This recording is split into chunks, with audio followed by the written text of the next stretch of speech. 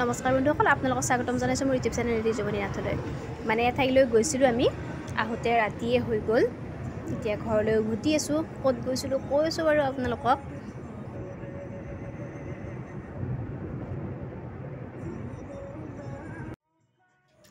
এনেই ৰাতি হৈ গৈছে, ইফালে আকৌ ইয়াতে ৰখিব লগা হৈ গ'ল।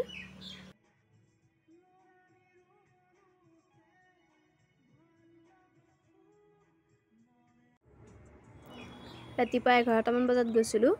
এয়া ৰঙীয়া অভাৰ ব্ৰিজখন পাই গ'লোঁ আৰু যাব লাগিব বাৰু।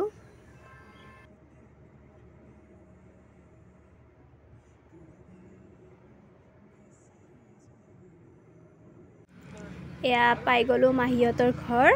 এয়া আমাৰ নিকিতাও গৈছে, মা গৈছে।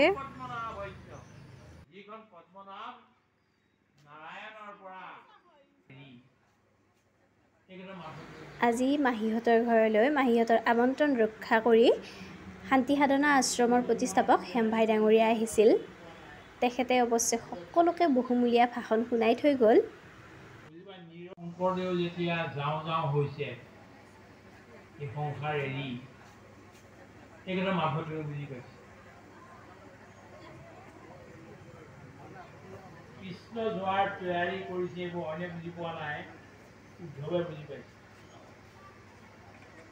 বুজি পাই নিৰল স্থানলৈ লৈ গৈ সেইকেইটাই কথাবোৰ সুধিছে। মই বুজি পাইছোঁ যে তোমাৰ কথা যিবিলাক হৈছে এইবিলাক লাগিছে যে তুমি আৰু ইয়াত বেছি দিন নাথাকা, মোকো লগত লৈ যোৱা। ঠিক তেনেকৈ মাধৱদেৱ পুৰুষেও ভাবিলে যে গুৰুজনলৈ যাবগৈ দেখিছোঁ, কি কৰা যায়, কাৰ লগত থাকিম, আমি কি লৈ পেলাই আমি আগবাঢ়িম। সেইদিনা আৰু কান্দি কান্দি সুধিলে আৰু মনে মনে। সোধাত ক'লে যে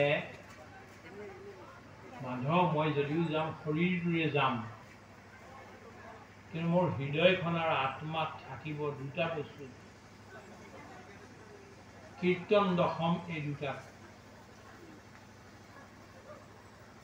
যি কীৰ্তন ৰাখিব লগত দশম ৰাখিব, মোক সদায় পাই থাকিব। কীৰ্তন দশম যদি পঢ়ে তেতিয়াহ'লে মোক পাই থাকিব, মোৰ বাণীবিলাক পাই থাকিব। মই তাত আছোৱেই। ঘোষা নামে শাস্ত্ৰৰ তুমিও লিখিবা। তুমি অলপ অলপ লিখি আছা, এতিয়া অলপ বেছি লিখা নাই এই বিষয়ে। এয়া হৈছে মাহীহঁতৰ থকা ঘৰখন আৰু ইফালে এইটো বনাই থৈ দিছে ভাতৰ ফালে, কোনোবা আহিলে বহিবলৈ। অৱশ্যে এইটো এটা চৌৰ কাৰণেও বনাই থৈ দিছে বাৰু, ভাল লাগিছে অৱশ্যে বাঁহৰ ঘৰটো। এয়া দৰ্জা খিৰিকীও আছে, ইফালে শৰাই চৰাইও ৰাখি থৈ দিছে অলপ। তাত খোৱা বোৱা শেষ কৰি ঘৰলৈ উভতিলোঁ। ৰাতিয়ে হৈ গ'ল ঘৰলৈ উভতোতে। এটা ধুনীয়া গিফ্ট দিলে মোক। মোৰ কাৰণে এই গিফ্টটো বহুত ডাঙৰ গিফ্ট হয়। হয়তো কোনোবাই ক'ব পাৰে যে এইডালনো কি গিফ্টডাল হ'ল, কি ইমান ডাঙৰ গিফ্ট হ'ল, কিন্তু এইটো মোৰ কাৰণে বহুত ডাঙৰ গিফ্ট। এনেই মামাহঁতে দিয়া বস্তু সৰু হ'লেও ভাল লাগে, তথাপিও এইটো মোৰ সৰু গিফ্ট নহয়, এইটো বহুত ডাঙৰ গিফ্ট হয়। দেখুৱাই আছোঁ আপোনালোকক কি গিফ্ট হয়। এইটো মোক মামাই দিয়া গিফ্ট, এইখন কেঁচি। এয়া চাওকচোন, এইখন কেঁচি মোক মামাই গিফ্ট দিলে। মজা বস্তু হয়, কাৰণ এইটো মোৰ বিশ্বকৰ্মা। সদায় এইবোৰ লৈয়ে আছোঁ, এইবোৰ লৈয়ে পেটে ভাতে খাই আছোঁ বুলি ক'লেও ভুল নহয়। এইটো মোৰ কাৰণে বিশ্বকৰ্মা হয়। এয়া মামাই এটা ধুনীয়া গিফ্ট দিলে মোক।